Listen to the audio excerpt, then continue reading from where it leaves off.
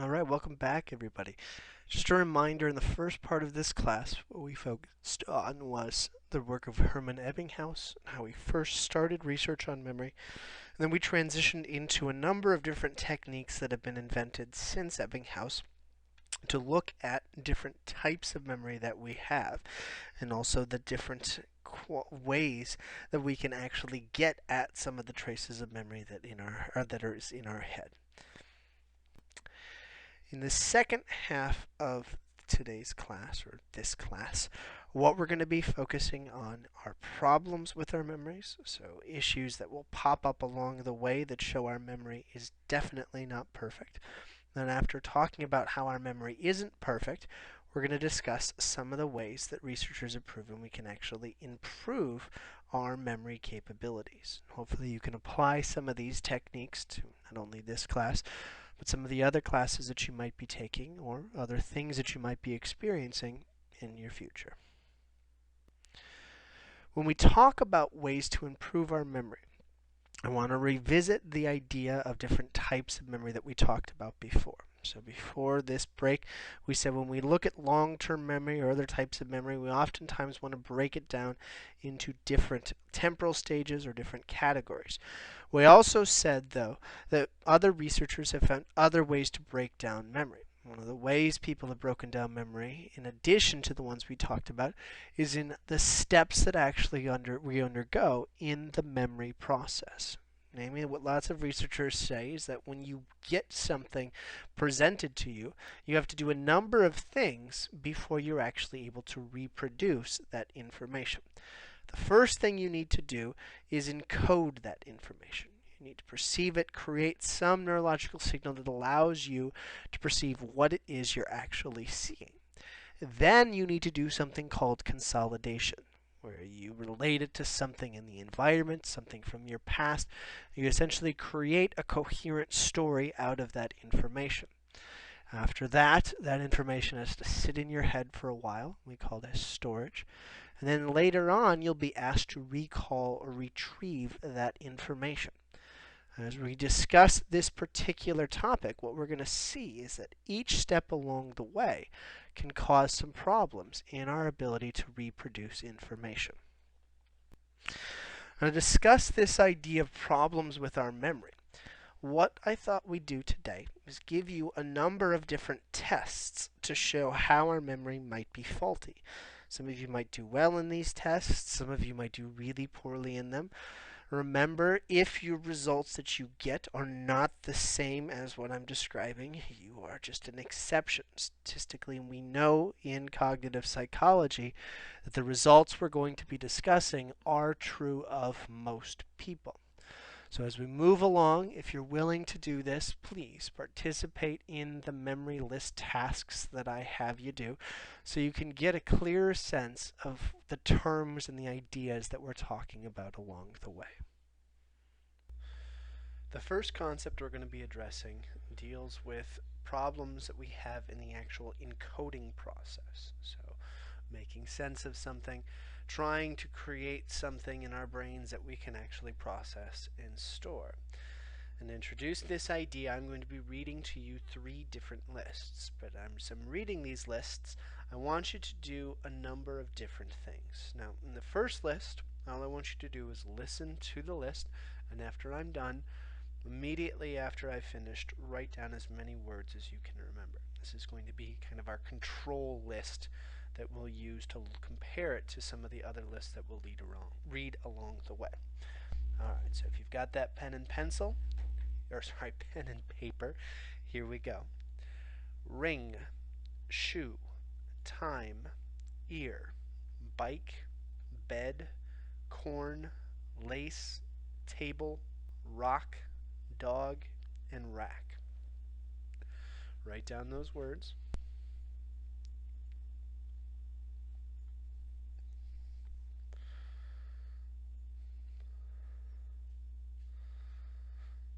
Give you a couple more seconds.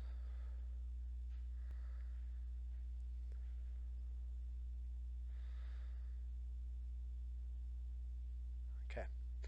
Here's the list again. Ring, shoe, time, ear, bike, bed, corn, lace, table, rock, dog, and rack. All right, we will revisit that list in a second, but first I want to go on to a second list. This list is going to require you to do a little bit more as you're being presented the information. So instead of just listening to me, what I'd like you to do is think of the name of maybe your closest friend now or a friend that you had back in high school. Think of that friend's name, and as I'm reading the list, what I'd like you to do is repeat that friend's name in your head over and over and over again. So if we go back to that first list, if you were to do that again, I would say ring, and you should be saying John Smith, John Smith, John Smith. Shoe, John Smith, John Smith, John Smith, in your head as I'm reading through this list. So throughout the entire list that I'm reading, again, keep repeating that friend's name over and over in your head while also trying to attend to what I'm saying. Alright, here we go. Again, after I'm done, write as many of these words as you can still remember down. Start saying your friend's name now. And here's the list. Plane, cat, broom, car, mouse, brush, truck, bear, mop, train, ant, and rag. Write down that list.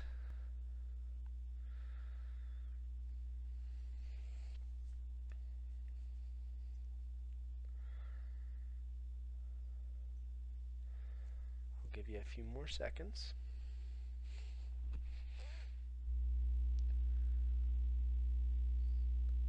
Alright, here's that list again. Check how many you got. Plane, cat, broom, car, mouse, brush, truck, bear, mop, train, ant, and rag. Alright, hopefully you did not well on that. We're now going to move on to the third list, which requires even more of you. So instead of saying your friend's name over and over again as I'm going through this list, I want you to listen to the list as I'm reading it, just like you did in the very first list that we had here. But after I'm done reading the list, there's one extra thing that I want you to do. So I'm going to read you the list and then present two numbers. So I'm going to say 85, 50.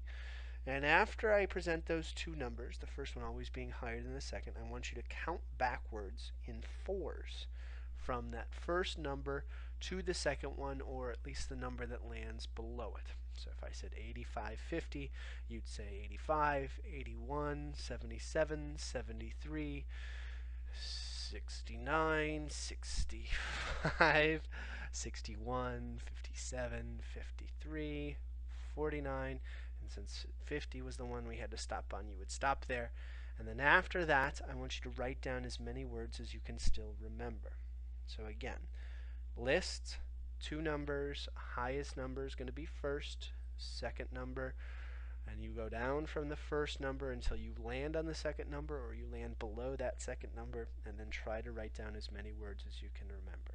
Okay? Now this one's complicated, a little bit more convoluted than some of the rest, but try your best. I'll give you a substantial amount of time on this one because I know some of us count backwards a little bit slower, and then you of course have to write down as many words as you can remember. So here's the list. Again, just listen as we go and then count backwards after we're done.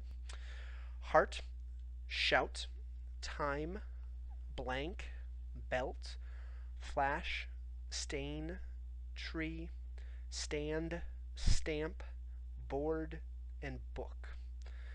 85, 62.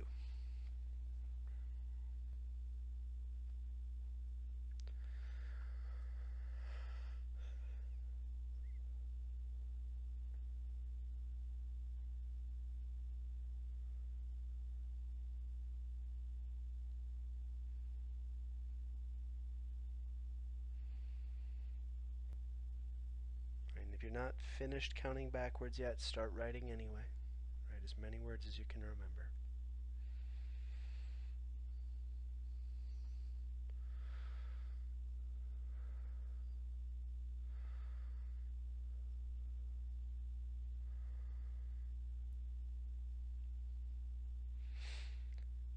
Okay, and here's that list again.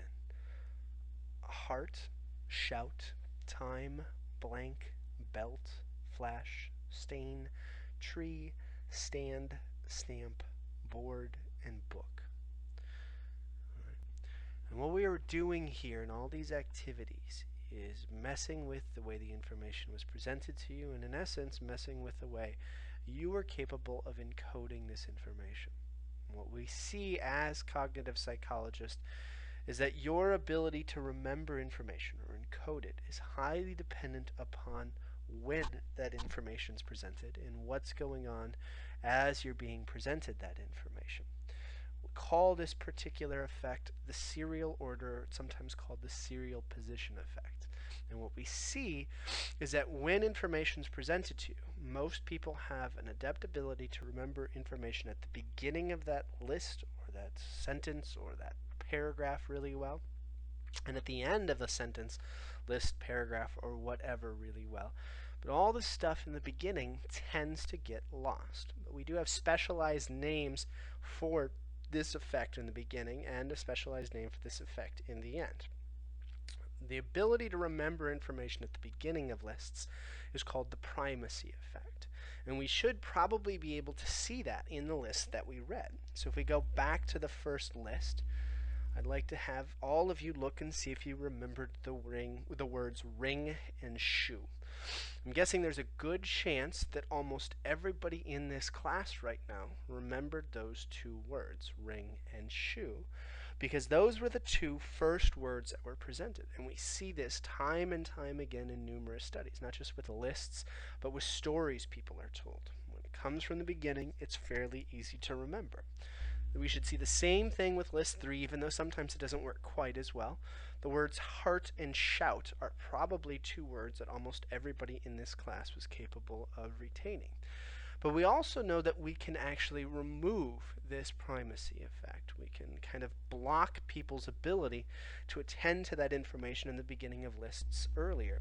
And that's by coming up with something that distracts a person as they're being presented that information. So for that second list that we read, as I was having you say your friend's name over and over and over again in your head, it might have distracted you from being able to remember the words plane and cat. Now, I'm sure some of you did remember them, but more often than not, statistically, what we see is that people really struggle with this primacy effect when there is some type of distractor, or other piece of information that a person's attending to as they're presented these things that they need to recall. But just as there's a primacy effect, as I said earlier, there's also a very strong effect at the end of lists, and we call this the recency effect.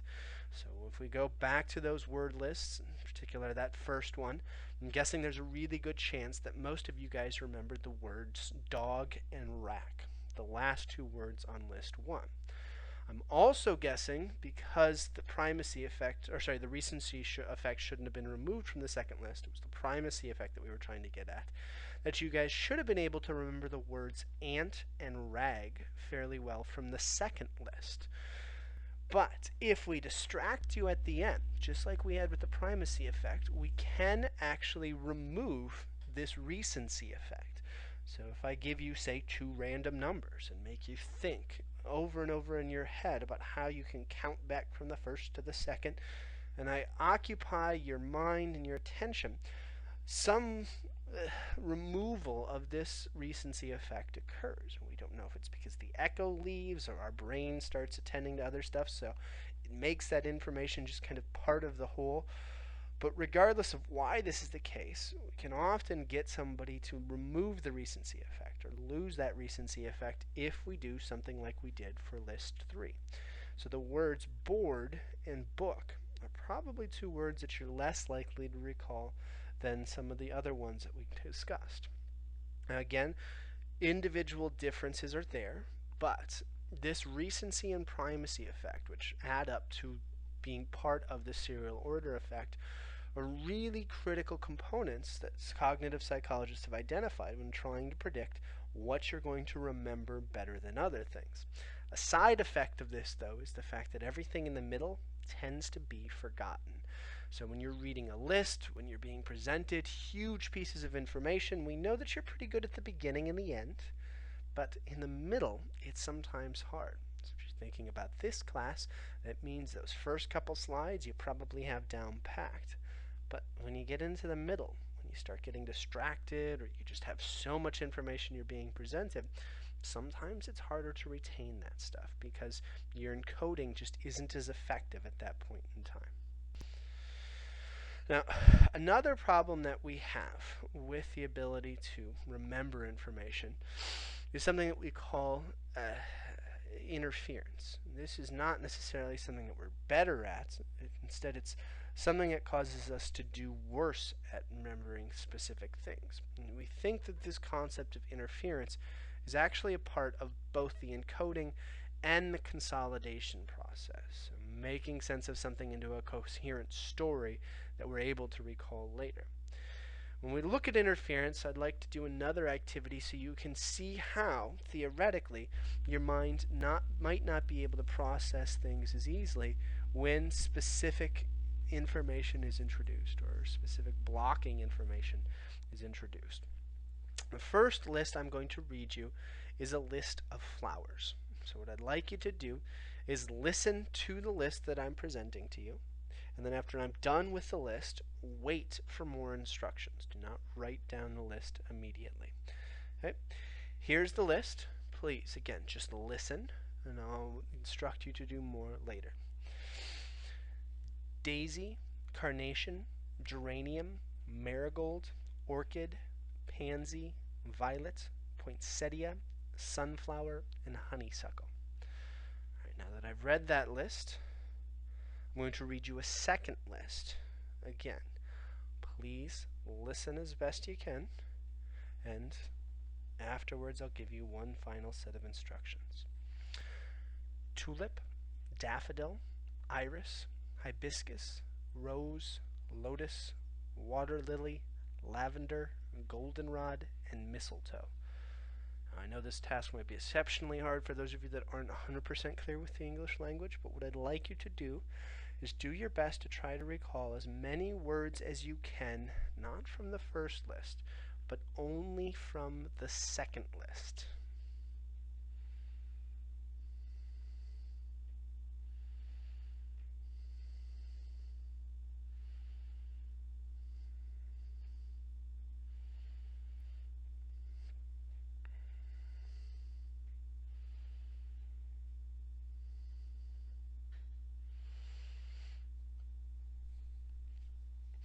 Alright, here's that list again. These are the words you should have remembered. Tulip, daffodil, iris, hibiscus, rose, lotus, water lily, lavender, goldenrod, and mistletoe.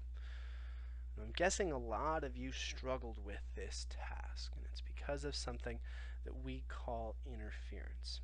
And what we see is that one type of interference that can occur is something called proactive interference, where we lose the ability to remember new information, in this case second lists, because old information has already been embedded within our brain, kind of overriding or preventing us from being able to learn that second bit of information as well. This is what happened in the flowers exercise, where I read you something and you were distracted, or at least paid attention to it, and then I read you a second list and you were forced to try to discount all the stuff that you had heard first. Most cognitive psychologists believe that this happens all the time when we're trying to remember pieces of information. A classic example of this could be if you go to the gym on a regular basis and you've used a locker over and over and over again. Well, if you've used that locker over and over again, it's in the same spot, and then you're forced to move to a new locker, oftentimes it's really hard to remember that new locker. So you've got a combination for that one lock and you've got to get a new one. It takes a lot longer to remember that new piece of information because of all the overlap that you have. But there's another type of interference that can occur as well. And this time I'm going to read you lists of fruits so you can see how this one works. Again, you might be able to guess how we're going to do it, but please try to pay attention to the information and the instructions so we can see how this effect actually occurs. In this one, again, I'm going to read you a list of fruits. After I'm done reading the list, wait for a second set of instructions. Here we go. Apple, pear, blackberry, apricot, plum, pomegranate, lime, grape, blueberry, and peach. All right. Now that we're done with that list, I'm going to read you a second list of words. And again, I want you to try to remember as many of these as you can. Strawberry, banana, orange, pineapple, cherry, mango, lemon, cranberry, kiwi, and papaya. Now what I'd like you to do is try to remember only the words from the first list that I read.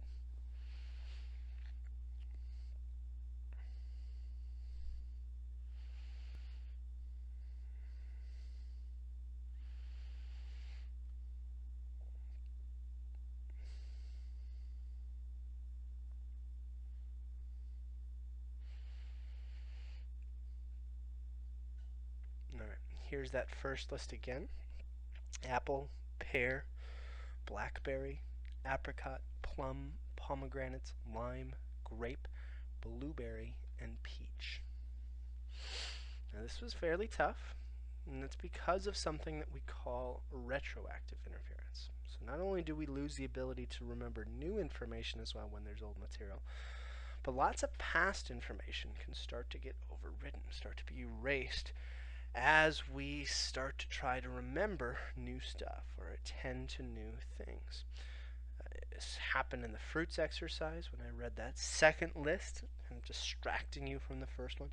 But again, we think this happens all the time in our daily lives. It could technically happen with the lockers. Say you move to a new locker for a long period of time with a new combination, and you're asked to remember that old combination. Having to study a new combination, remember new things, makes it really difficult after a while to remember the old one. But there's lots of other things that could kind of be examples of this as well. One example could be parking your car. So if you've parked your car in numerous spaces over the semester or over the year at school, even though you've probably parked in the main area or the same area, it's probably almost impossible for you to remember where you parked your car the very first day of class. And that's because it's just kind of been obliterated by the new information that you're attending to. You don't need to remember that past stuff. It's very, very difficult to attach to or to get to it because of all the new stuff that's been presented that kind of overrides that information. When we combine proactive and retroactive interference, what we see is that when there's overlaps in information, past and current sets of information that we want to remember, that overlap causes what we call interference, and it makes it really difficult to remember all of that information, past information and current information that we're trying to attend to. So even though we've got some advantages in the serial order effect, we also got some major disadvantages in interference that we have to take account of when we're looking at memory strengths and weaknesses. The last type of memory problem that I want to discuss today, a major type of memory problem that I want to discuss today, requires us to do something that's a little bit easier than all the other ones that we've done so far. What I'm going to do is kind of throw a very soft pitch to you, or make things very easy for you, by giving you a very, very easy presentation. So what I'd like you to do is listen to the words, pick up the theme, and then immediately after I'm done, just try to write down as many words as you can remember. All right? Here's this list.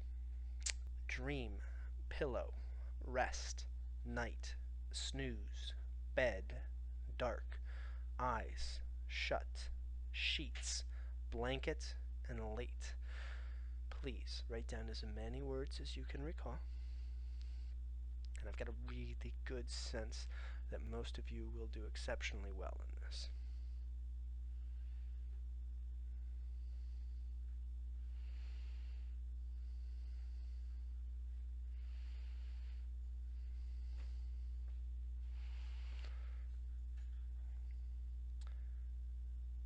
Now I'm guessing out of this long list, most of you got probably 12 or 13 words, maybe a few less. But the reason why you did really well, I'm hoping, is because you picked up on a theme. Right? When we pick up on themes, it really helps our ability to remember information. But sometimes that ability to remember lots of information comes at a slight cost. Namely, what we sometimes do is fill in gaps, add things, subtract things that don't fit the general construct in order to make something more easily recalled later, even if it's not 100% accurate. And this deals with something we call the reconstruction effect. And what we've seen in numerous studies is that when people are asked to tell stories or report information, this reconstruction effect can occur. In fact, attached to this lecture, you'll see a video called the subway video, or maybe it's called the reconstruction effect video. And I'd like you to make sure that you watch that so you can see how people can play a very simple game called telephone, which you might have played when you were a young child. And by having certain schemas or ideas that they have about how the world works, we can actually take a very simple story and make it into something that it's not. As you watch this video, I want you to also realize that it's not that it's just these people from back in the 70s who, as you'll probably recognize, had some high racist biases that do this. Instead, we do it all the time. We're telling stories about how our day went. Lots of psychologists argue that we're using the reconstruction effect all the time. When you get into an argument with your friends or your roommates about who said what or who went where, oftentimes both of you are probably wrong.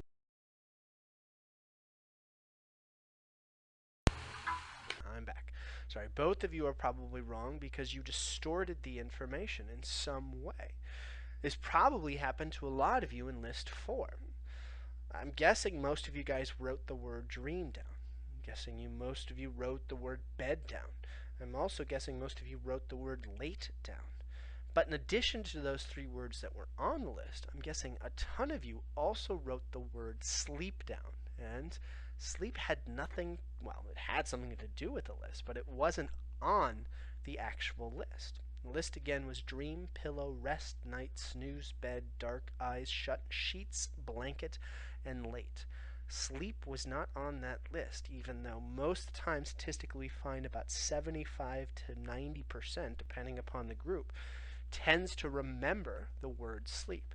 And that shows us, in a very simple form, how this reconstruction effect can occur. Some researchers have argued that this reconstruction effect can not only occur in little things, but in really big things as well. Later on, we're going to talk about a man named Sigmund Freud, whose research on trauma and hidden desires and unconscious sexual feelings really riled up the psychological community. And one of his biggest ideas that he presented over the years was in clinical psychology on the idea of something called repression. Namely, he argued that sometimes if somebody experienced something very traumatic, what they might be able to do is actually block that information from their memory, prevent themselves from ever having to experience it by pretending, not really pretending I guess, but trying to convince their mind that it never happened at all. His research set off a number of studies where clinicians put their clients under hypnotherapy or in different types of therapeutic sessions and got them to recall very traumatic sexual abuse experiences or violent encounters that they had in their past. And this set up kind of a whirlwind of debate as to what was going on, because we started thinking that maybe a huge percentage of our youth were actually being abused. And lots of researchers started looking into how this effect had been missed for so many years.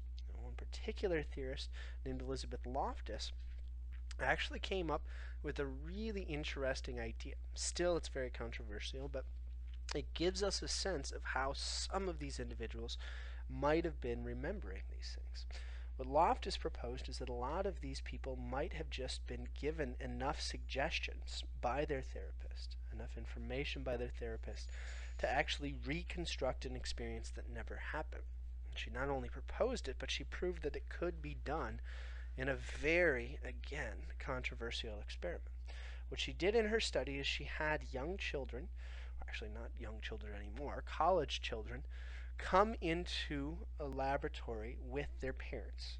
And what she would do is separate the college kids from their parents and tell the kids that she needed to interview the parents first.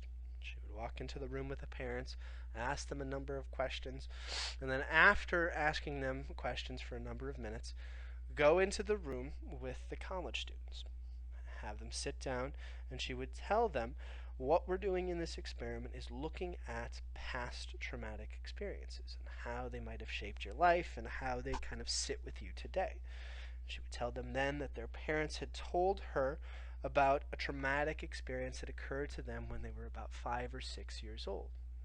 At one point at this age, apparently they were lost in a mall by their parents for a couple of hours. Now, obviously, the parents found them. Nothing seemed to be really bad with them after, but there was a little bit of concern on the parents' part that that might be something that was remembered and that might be something that had an effect on them. Loftus then asked them to kind of detail the events because the parents didn't know what happened to them during that hour that they were gone and discuss how it's affected them since. And what she found in this study was really interesting. About a third of the students in this experiment said they didn't recall the event at all. Another third said they had a slight recollection of it but couldn't remember many details. Another third of the students remembered vividly that particular event, and they went into details about who they interacted with, what they experienced, how it's carried over with them, and essentially implied that this was a major part of their lives. There was one problem with all of these memories, and that was the fact that they were completely false. When Loftus did her study, the one thing she wanted to know when she interviewed with the parents was, had they ever lost their children in a mall? And the parents said yes, even for a minute. This family was excluded from the study. Only the ones where the parents insisted, were absolutely sure that they had never lost the children, did these families get to participate in this study. Yes, there was probably a parent or two that lied, but statistically we know probably most of those parents, because their memories were a little bit more solid, because suggestion had been given to them, that their recollection of not losing their child was probably accurate. But when kids were forced to kind of recall those past events, or college students now forced to recall those past events, they completely reconstructed something that never happened. Loftus's research kind of flew in the face of Freud's ideas, his theories. And there's still a lot of debate, as I say, about who's right. In fact, some people believe that maybe these ideas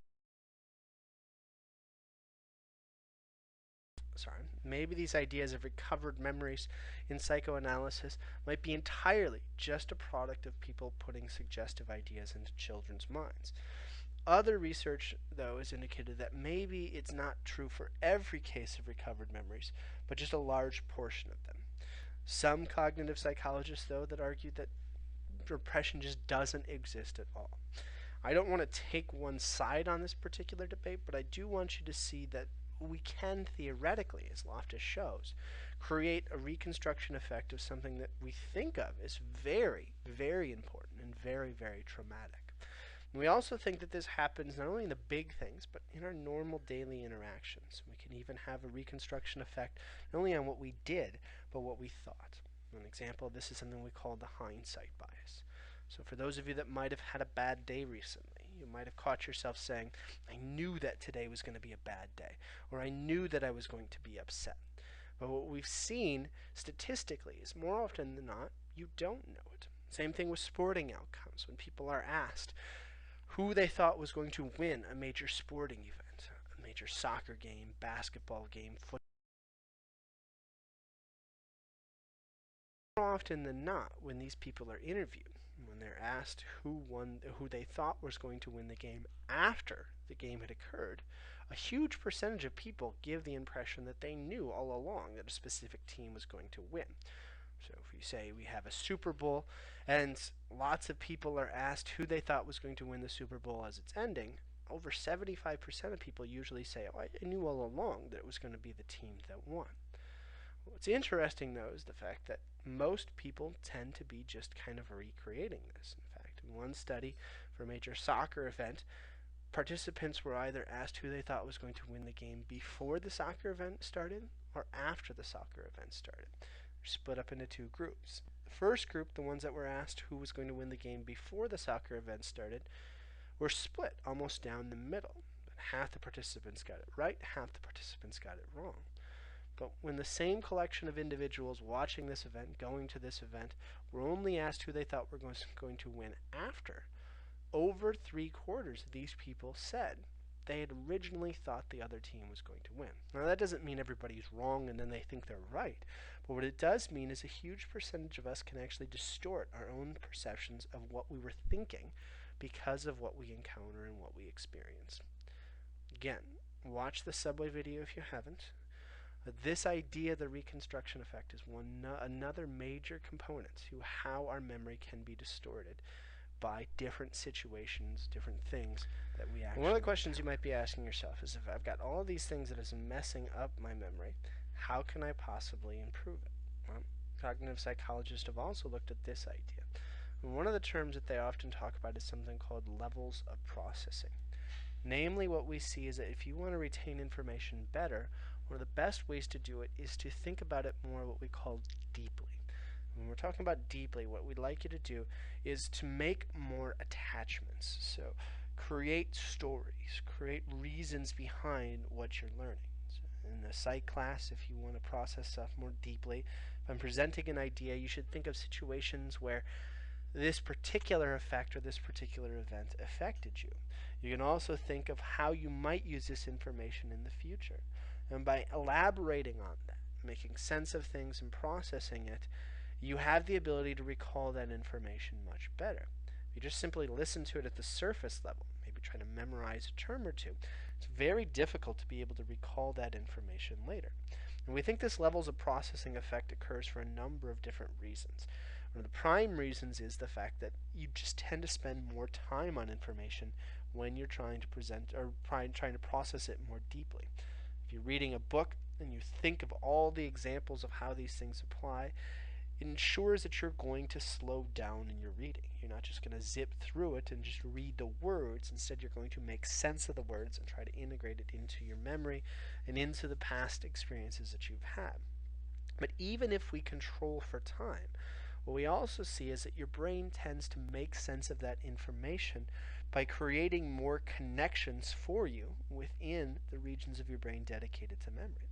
So if somebody's processing information at a very deep level, what they're doing is linking neurons to neurons, creating all these different structures that allows the individual to access that information, not only if they're asked a specific piece of information about that, but something that they related to that particular event. In essence, we can get to that particular piece of information through many different roads or different routes instead of having to go down the exact same road every single time.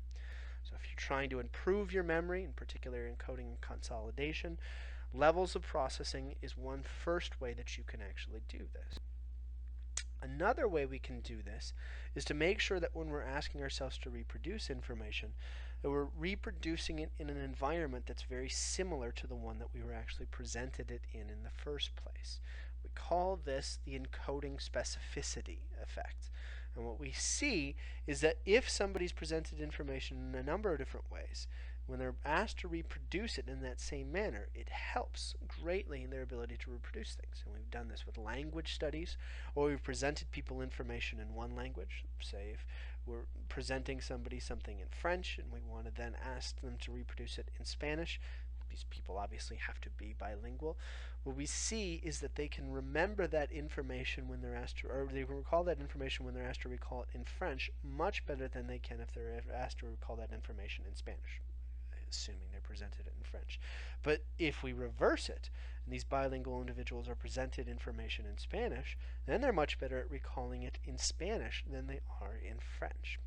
This also works for moods. So if you're upset with somebody, you probably will be able to recall information from the past that made you more upset. In fact, a number of studies have looked at how this might affect major disorders like depression. Because what we often see is that when people are sad, when they're depressed, they recall more depressing things, and oftentimes that might cause them to get even more depressed and create a downward spiral. Another researcher named Alan Baddeley, who we talked about earlier when we talked about different types of memory, working memory, came up with a study to show that your situation you're in can also impact how you're able to remember things. He did this in a study that was very unique and kind of unusual. What he did was he had students go out on a boat into the middle of a lake and put on scuba gear. Then half the students he had in the study he sent down underneath the water. I believe it was about 40 feet under the water, where the other half stayed on the surface of the boat in their scuba gear. After every student was set, he then presented them a list of words. After presenting both groups the list of words, he had half the students on the bottom stay down, while the other half of the students on the bottom went up to the surface. And he had half the students on the surface stay up on the surface, while he had the other half of the students go down below. Then, after everybody was set again, he presented them all the list, or he asked them all, to recreate the list of words that was presented. And what he found was it wasn't beneficial to be on the top or the bottom, but instead it was beneficial to be where you were when you were presented that information. It was if you were able to just use the cues in your environment, the surrounding stimuli, to help you recall that information better. We also have found in numerous studies that the state your body is in can also aid you in your memory. So if you're studying with caffeine right now, listening to me, and you're ready to take the test later on, use caffeine. Drink that right before you take the test because it's going to help you remember that information better. Same thing with alcohol. A number of times we've seen in studies that when people are drinking alcohol and they experience something, there's a good chance that they'll actually remember that information better when they have about the same amount of alcohol in them. However, just as a cautionary note, we also see that alcohol can greatly impair performance and memory in general. So yes, you might be able to remember information that you processed when you're using alcohol better when you're on alcohol again, but that doesn't mean your memory is nearly as good as if you don't have alcohol when you're presented information and you're asked to reproduce it when you don't have alcohol in your system. So if any of you are thinking about getting really drunk for every presentation and then trying to take the tests really drunk, know that's not going to help you perform very well in this class. Now, another way to improve your memory is to actually present yourselves with the information in a very short burst. In essence, what you're doing is taking advantage of two of the things that we talked about earlier: the primacy and recency effects and the levels of processing effect. Because if you do small study sessions, say you're reading a book or a chapter and you're reading only a few pages, it'll allow you to remember that information better because you can remember the stuff at the beginning of the few pages well, the end of the few pages well, and you can spend the time to process that information at a deeper level. And one final way that you can actually remember stuff better is by using something called mnemonic devices. They're kind of tricks or techniques that you can use in order to remember stuff better. One classic mnemonic device that people have often come up with are something called acronyms, where we take the first letters of words or we take kind of combinations of letters and make them into something that allows us to remember it better. So one of the classic things you might have heard of as you were a child was the sentence, "Every good boy deserves fudge." Well, every good boy deserves fudge is actually the scales on a piano. You might have had something else, but that allows you to remember those scales better. When we get into personality psychology, you're going to hear me say that your personality spans the ocean. It's kind of a corny way of us getting at the 5 major factors that most trait psychologists believe that we have: openness to experience, conscientiousness, extroversion, agreeableness, and neuroticism. We think this acronym technique can help you a lot when you're doing different things. I present you a list of information. You take those first letters, or maybe the first couple letters of each of the words, and you combine them into something that you can make sense of. It allows you to recall that information much better at a later time. Another thing you can do is something called chunking, where you take information and you combine it in a way that allows you to categorize it and recall it much more easily later on. We actually, unbeknownst to probably most of you, had a chance to use chunking earlier, even though it was much tougher to probably pick up on the surface. So if we go back to that first list I read: ring, shoe, time, ear, bike, bed, corn, lace, table, rock, dog, and rack, it probably seemed like a random list of words. But if I read you the list this way: shoe, lace, time, table, ear, ring, bike, rack, bed, rock, and corn, dog, I'm guessing most of you might have done significantly better on this second test. And that's because you had the ability to chunk that information. You didn't have to remember the words shoe and lace separately. Instead, you could just remember shoelace as one word. And that happened for all 6 of those pairs that we had. In list 2, though, you could have chunked for a different reason. Instead of thinking of plane, cat, broom, car, mouse, brush, truck, bear, mop, train, ant, and rag, you could have thought of animals, modes of transportation, and cleaning devices. So instead of having it that way, plane, cat, broom, car, mouse, truck, brush, truck, bear, mop, train, ant, and rag, you could have remembered it cat, mouse, bear, ants, car, truck, train, plane, mop, brush, broom, and rag. And that might have made that information much. One final technique that we can use is something called the method of loci. This one really depends upon what memory or past information you already have accessible to begin with. Lots of researchers have argued is that if we can take new information that's tough to remember and combine it with stuff that we know, it makes that information much more easy to access later on.